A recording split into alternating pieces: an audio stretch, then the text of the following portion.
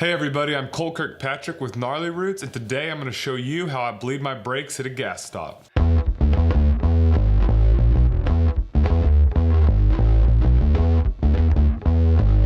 I've always been pretty hard on my rear brakes. I tend to just leave my foot on the pedal sometimes and drag them, and it ends up heating my brakes up. And so at the enduros that I race in, I usually bleed the brakes at every gas stop just to make sure that the fluid is fresh.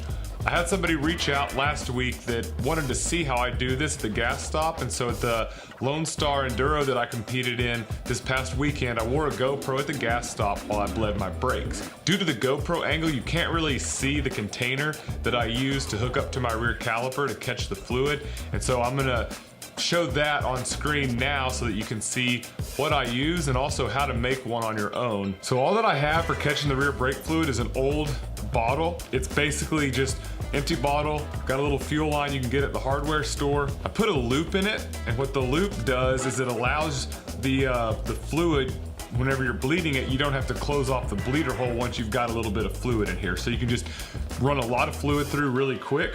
You just poke a hole in the top of the cap, run the hose down, and it's got a little zip tie in the bottom. So this is what I use to store brake fluid in, catch brake fluid. Pop the top of that off.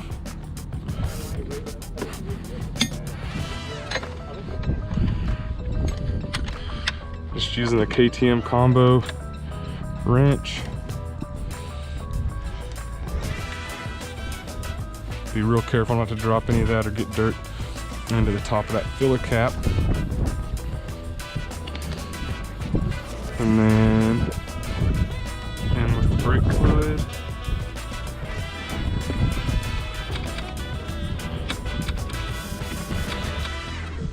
And the benefit of having that hose on there is that you can pump a lot more fluid through quickly and it won't go back into the caliper if you put a loop into it. And I just bleed it real quick until I can tell that there's fresh fluid coming out at the caliper.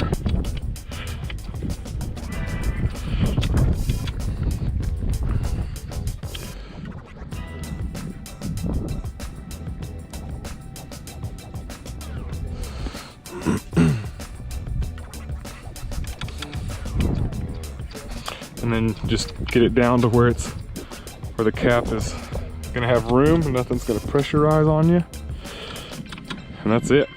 Put the rubber cover back on the bleeder screw, make sure everything's tight.